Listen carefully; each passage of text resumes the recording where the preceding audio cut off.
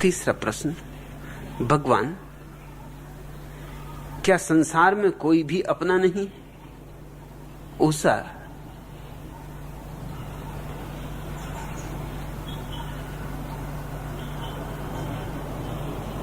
संसार का अर्थ ही क्या होता है?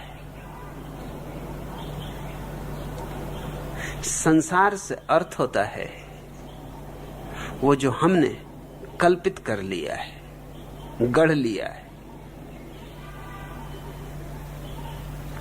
हम अकेले रहने में डरते हैं, घबराते हैं, अकेलापन काटता है, एकाकीपन की बड़ी पीड़ा है। हम दूसरे को चाहते हैं, कोई चाहिए जो हमारे अकेलेपन को भर दे। पत्नी हो, पति हो, बच्चे हो, परिवार हो, ये सब मान्यताएं हैं। लेकिन हम जी लेते इन मान्यताओं में अपने को उलझा के, इन खिलौनों में अपने को भरमा के। और हम डरते हैं बहुत कि कहीं भरम टूट ना जाए। हम ऐसे लोगों से भी बचते हैं जो हमारे भरम तोड़ दें। हमें भी पता है कि है तो सब भरम, मगर हम भ्रमों को भी वास्तविक बनाने का खूब उपाय करते हैं। तुम देखते हो जब हम विवाह करते हैं किसी युवक का, युवती का, पुराने समय में लोग होशियार थे, बाल विवाह करते थे। बाल विवाह की सबसे बड़ी खूबी जो थी वो यही थी कि बच्चों को जितने जल्दी धोखा दिया जा सकता है और धोखे पर भरोसा दिलवाया जा सकता है, उतना बड़ों को नहीं दिलवाया जा सकता। उम्र हो जाती तो बोध भी आ जाता, सोच विचार भी आ जाता है। छोटे छोटे बच्चे 4-6 साल की उम्र के, ये तो किसी भी चीज को भी मान ले। इनको तो तुम जो कह दो वही मान ले। ये तो रात अंधेरे में रस्सी पे टंगा हुआ लंगोट, इनको भूत मालूम पड़ता है। तुम बता दो कि ये 2 हाथ हैं, ये देखो भूत खड़ा हुआ है, ये तो उसको भूत मान लेते हैं, ये तो घबरा जाते हैं। ये तो किसी भी चीज से डर सकते हैं। छोटे बच्चे, अभी इनमें तर्क भी नहीं उठा, विचार भी नहीं उठा, विवेक भी नहीं जगा। पुराने लोग होशियार थे, ज्यादा चालबाज थे। छोटे छोटे बच्चों का विवाह करवा देते थे और विवाह करने का आयोजन इतना भव्य होता था कि भरोसे ही आ जाए। छोटा बच्चा घोड़े पे बैठे, राजा बने, दूल्हा राजा, छुरी इत्यादि लटकी है, शानदार कपड़े पहने, नगर समाज के बड़े से बड़े लोग नीचे चल रहे हैं, वो घोड़े पे बैठा। उसकी अकड़ का ठिकाना न रहे, उसके अहंकार को खूब बल मिले।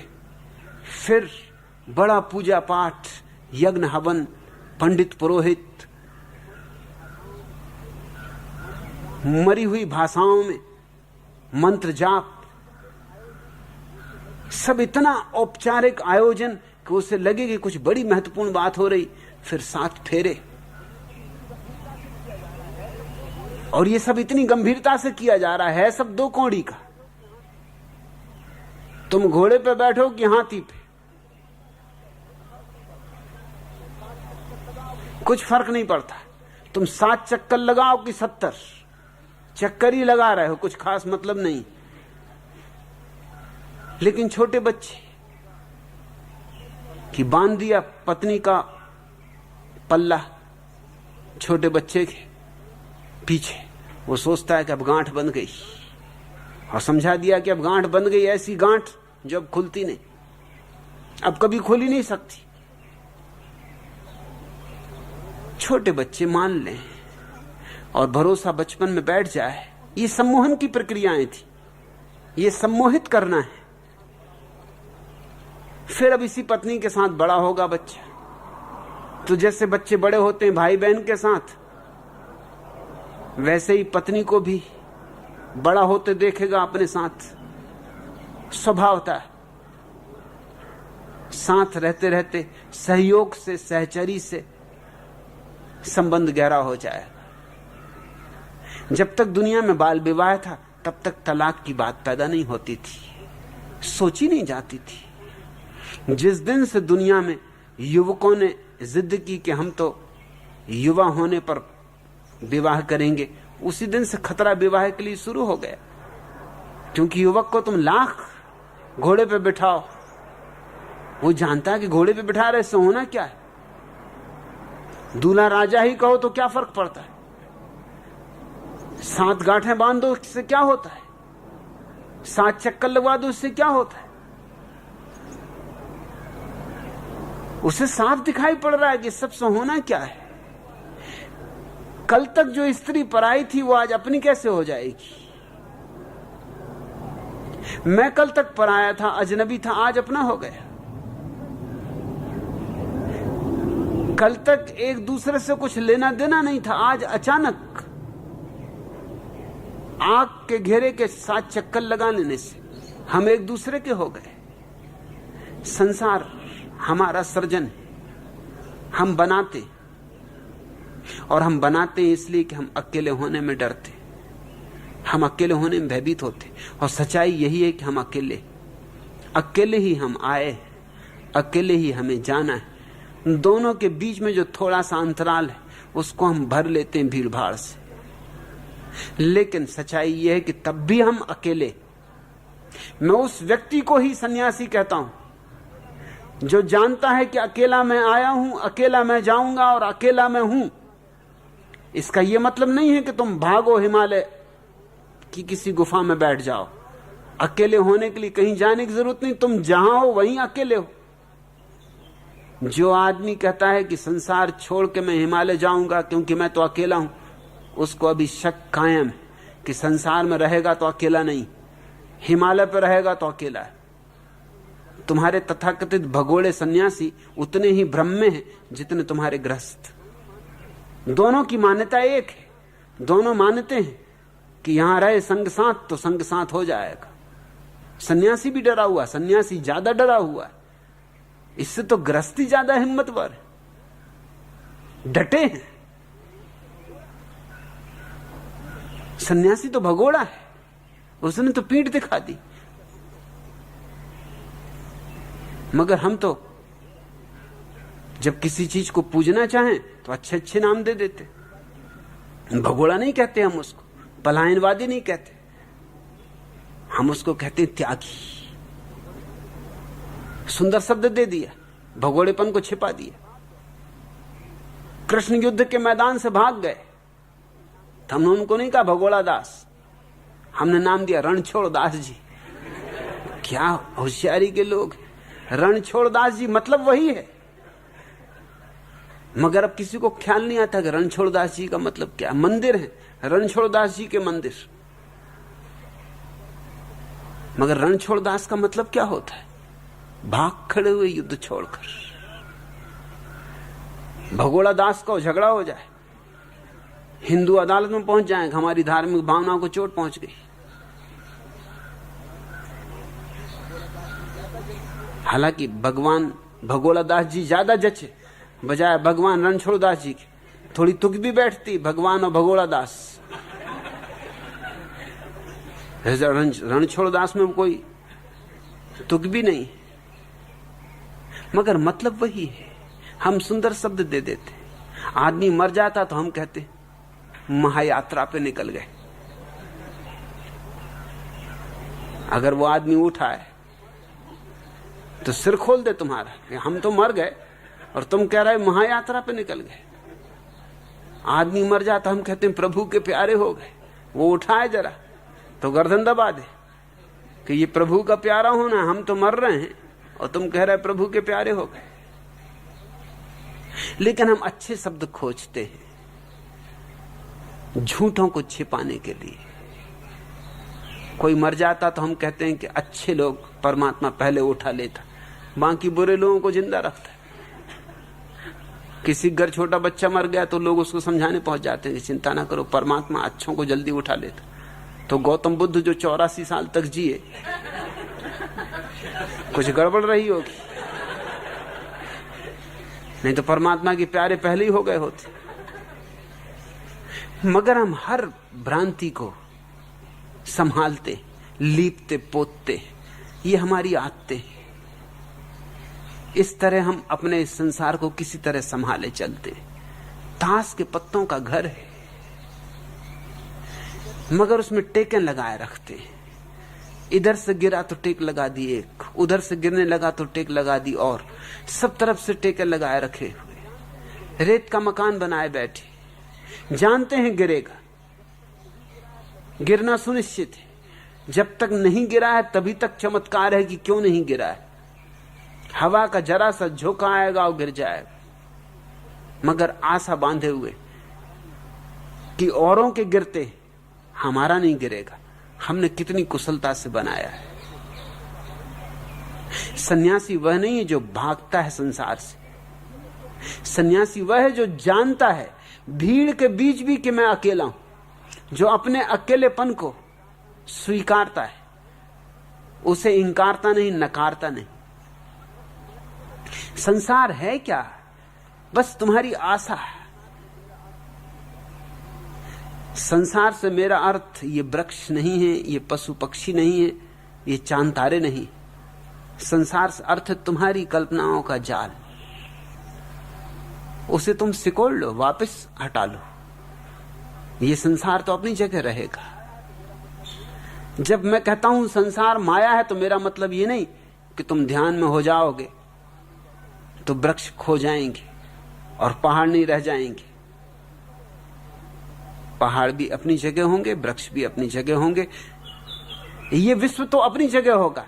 सिर्फ इस विश्व के संबंध में तुमने जो भ्रांतियां बना रखी थी, तुमने जो एक घरघूला बना रखा था अपनी ही कल्पनाओं का, वो भर नहीं होगा।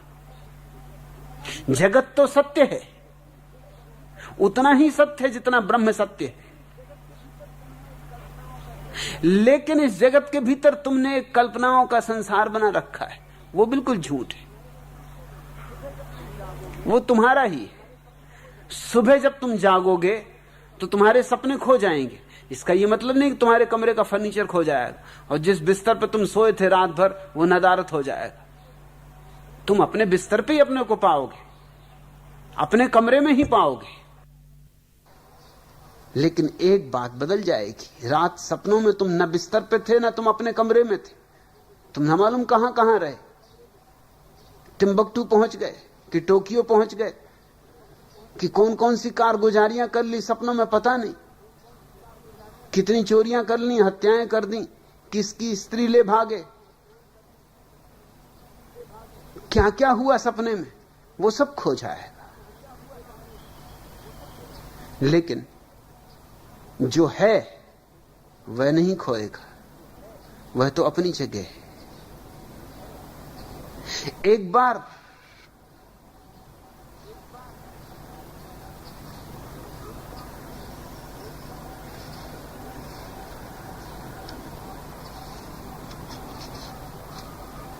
सड़क पर कॉलेज की दो लड़कियां जा रही थी। अचानक किसी बात पर उनकी तू तू मैं हो गई।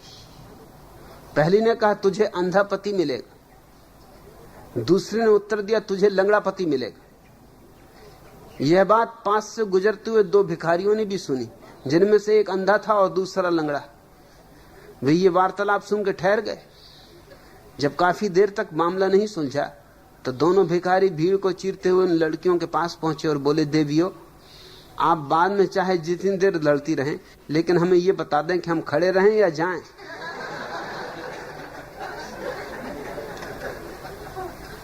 तुम्हारा संसार बस ऐसा ही है, आशा बांधे हुए हो। अब उन दो भिखारियों की बेचारों की आशा कि ये अच्छा मौका मिला, सोचे नहीं था। भगवान जब देता तो छप्पड़ फाड़ कर देता, सोचा होगा कि वाह रे वाह कैसा दिन, शुभ दिन। एक कह रही अंधा मिलेगा, एक कह रही लंगड़ा मिलेगा और हम दोनों मौजूद हैं। अब देर क्या है, लड़ाई झगड़ा बाद में कर लेना। तो हम खड़े रहें कि जाएं? तुम कहां खड़े हो, किस आशा में खड़े हो? तुम्हारी सब आशाएं बस ऐसी ही हैं, धन की, पद की, प्रतिष्ठा की, सब झूठी हैं। उषा यहां संसार में कोई अपना नहीं है। इसका यह अर्थ नहीं है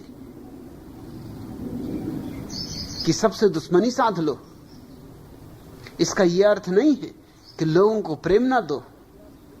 इसका यह अर्थ नहीं है कि लोगों की सेवा ना करो। इसका यह अर्थ नहीं है कि भाग जाओ, कहीं दूर किसी निर्जन में छिप जाओ।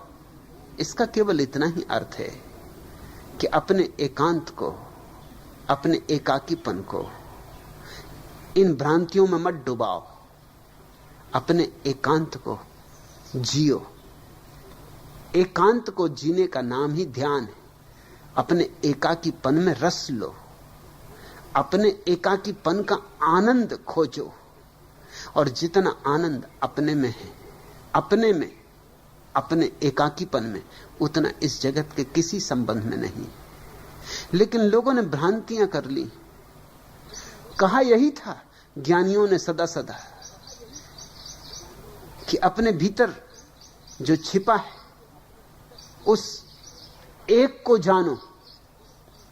मगर उस एक को जानने की बजाय दुनिया में दो तरह के लोग हो गए, एक जो पर से बंधे हैं और एक जो पर से भाग रहे हैं। दोनों अपने को नहीं जानने की चेष्टा में संलग्न है। एक पर में आकर्षित है और पर को पकड़ रहा है, वो भी गलती कर रहा है, और दूसरा पर को छोड़ के भाग रहा है। पर को छोड़ के भागना तभी सच हो सकता है जब पर को पकड़ना संभव हो सके। जिसको पकड़ा ही नहीं जा सकता उसको छोड़ोगे कैसे?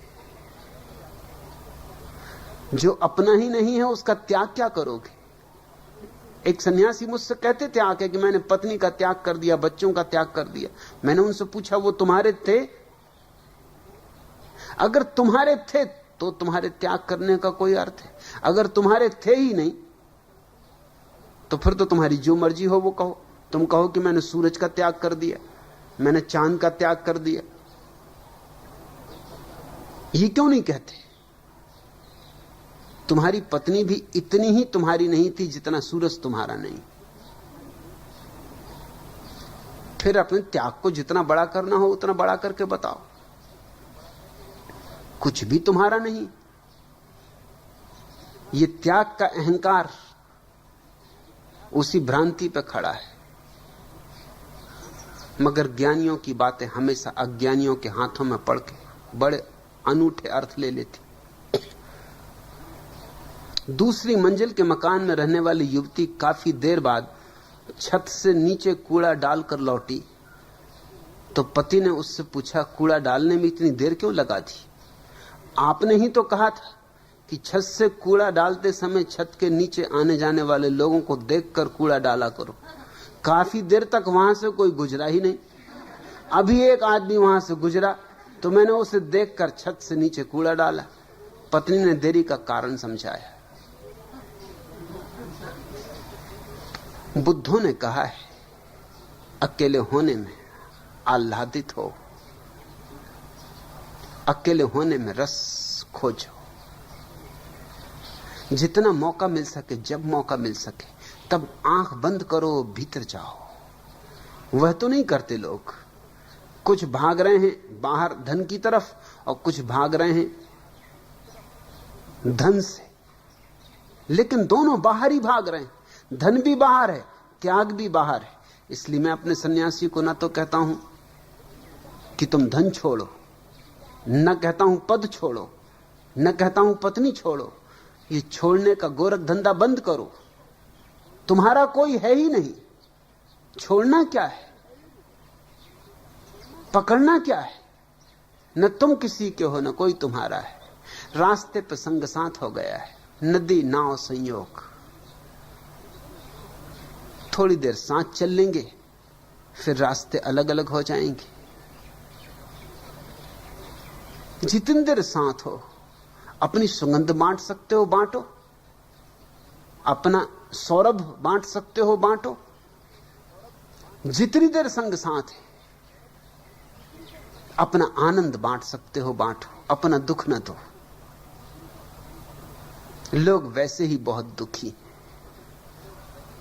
और बांटो अपना आनंद, क्योंकि आनंद बांटने से बढ़ता है। ये सूत्र ख्याल रखना। अगर दूसरों को दुख दोगे तुम्हारा दुख बढ़ेगा, और अगर तुम दूसरों को आनंद दोगे तुम्हारा आनंद बढ़ेगा। तुम जो दोगे वही बढ़ेगा।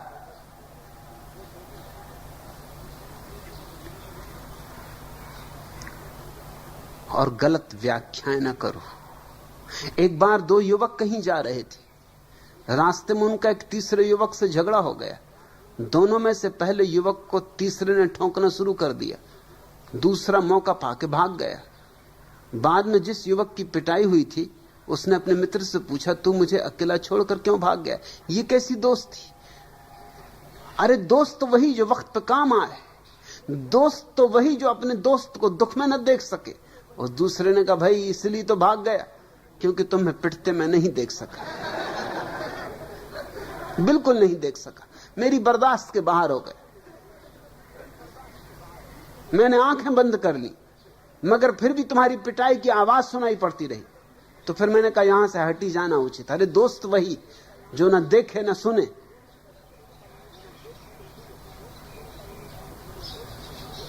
जीवन में हमने खूब उल्टी व्याख्याएं कर ली। आदमी के पास बड़ी उल्टी खोपड़ी, कुछ कहो कुछ समझेगा, और सदियों सदियों तक फिर उस नासमझी को ढोएगा। संसार को उसा छोड़ना नहीं। हां, अपना यहां कोई भी नहीं। इसका यह अर्थ नहीं है कि विरस हो जाओ। इसका यह भी अर्थ नहीं है कि दूसरों के प्रति उदास,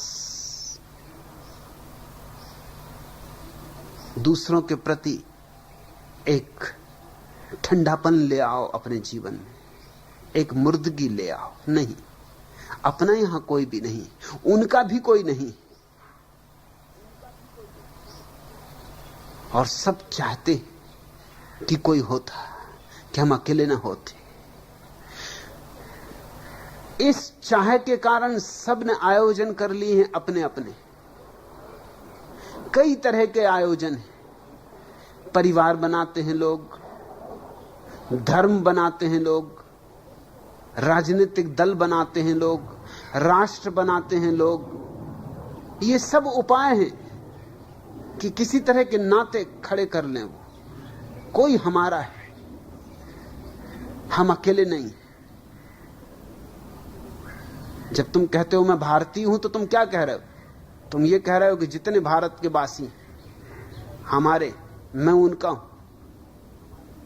जब तुम कहते हो मैं हिंदू हूं तो तुम क्या कह रहे हो? तुम ये कह रहे हो कि सब हिंदू मेरे हैं, मैं उनका हूं। और जब तुम कहते हो मैं ब्राह्मण हूं तो तुम ये कह रहे हो सब ब्राह्मण मेरे हैं, मैं उनका हूं। ऐसे तुमने न मालूम कितने बड़े छोटे, उनमें और छोटे, कितने घेरों पे घेरे बना रखे, और उनसे भी काम नहीं चलता। तो कोई रोटरी क्लब में भर्ती हो जाता है, रोटेरियन, सब रोटेरियन अपने।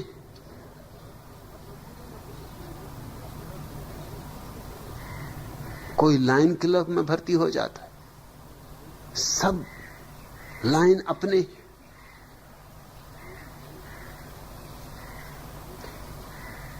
एक अजायब घर में एक महिला अपने बच्चे को लेकर अजायब घर दिखाने गई थी। बच्चे तो अजीब अजीब प्रश्न पूछते। एक सिंह को देख के बच्चे ने पूछा कि मम्मी, क्या तुम बता सकती हो कि लायन एक दूसरे से कैसा प्रेम करते? उसकी मम्मी ने कहा, बेटा तेरे पिता के सब दोस्त रोटेरियन हैं, सो लाइनों के संबंध में मैं कुछ नहीं कह सकती। हाँ, रोटेरियन के संबंध में तू पूछ तो बता सकती कि रोटेरियन कैसे प्रेम करते। घेरों पे घेरे, उनमें और छोटे घेरे लोग बनाए चले जाते, सिर्फ एक आकांक्षा में कि बहुत से वर्तनों में घिरकर भुला लेंगे अपने अकेलेपन को। लेकिन न कभी कोई भुला पाया है न कोई भुला सकता है। तुम्हारा एकाकीपन तुम्हारे जीवन का परम सत्य है। उसकी स्वीकृति संन्यास है, उसकी सहज स्वीकृति संन्यास है। भीड़ में रहो, बाजार में रहो, मगर अपने एकाकीपन को मत भूलना। और जब मौका मिले तब आंख बंद करके अपने एकाकीपन में डुबकी मार लेना। और वही डुबकी तुम्हें धीरे धीरे परमात्मा में ले जाएगी। क्योंकि तुम जब बिल्कुल अकेले हो तो तुम परमात्मा में हो, और जब तुम भीड़ में डूबे हो, औरों में उलझे हो, तब परमात्मा से विमुख हो गए हो।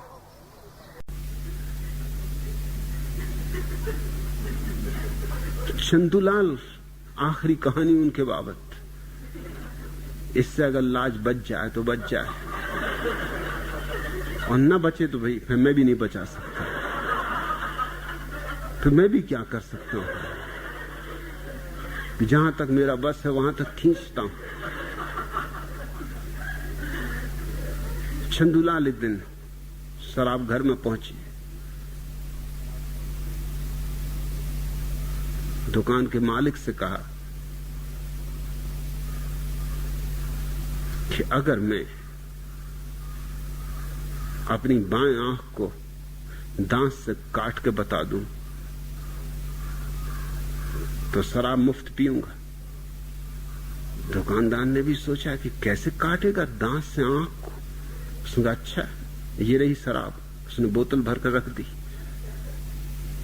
चंदूलाल ने अपनी आंख निकाली, एक आंख तो उनकी नकली है ही, और दांत से काट के बता दिया।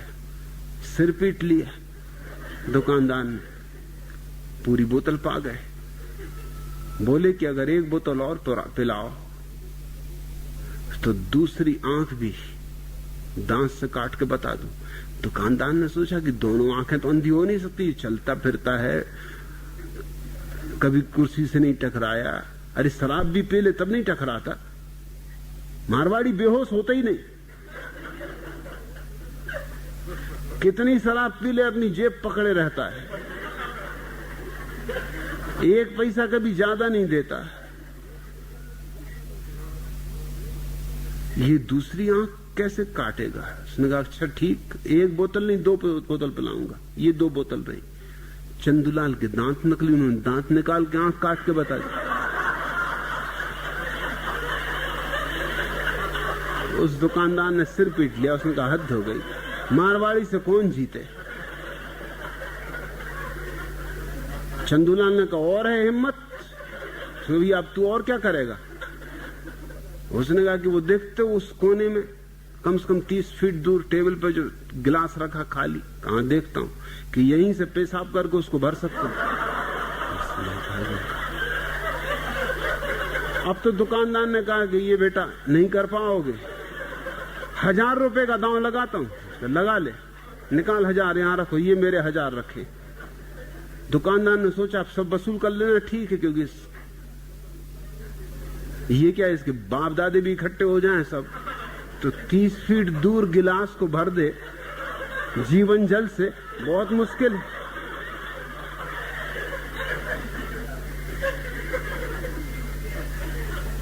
और चंदूलाल ने पेशाब करनी शुरू की। 30 फीट दूर जाना क्या, 3 फीट मुश्किल से गई। इधर टेबल पे गिरी, इधर नीचे फर्श पे गिरी। वो दुकानदार बेचारा उठा और जल्दी से गमछा लेके पहुंचने लगा, सफाई करने लगा और हंसने भी लगा। चंदूलाल ने कहा अरे हंस मत रे, मारवाड़ी से कोई कभी जीता? आप क्या भद्द हो गई तेरी, 3 फीट तो जाती नहीं, 30 फीट पहुंचा रहा था। अरे उसने तू बाहर देखता वो आदमी खड़ा, उससे मैंने शर्त लगाई है कि 5000 रुपए लूंगा अगर पेशाब करूं और न ये गमछा उठा के पहुंचा। न केवल पहुंचे बल्कि हंसे भी। देख ले, वो आदमी रो रहा है खड़ा। तू 1000 की बातों में पड़ा, 5000 की शर्त। मारवाड़ी बच्चा से कोई कभी जीता नहीं। चंपालाल तुम फिक्र ना करो, कोई नाक है ही नहीं, कट सकती नहीं। नाक वगैरह तो बेच चुके पहले, झंझट ही खत्म कर ली।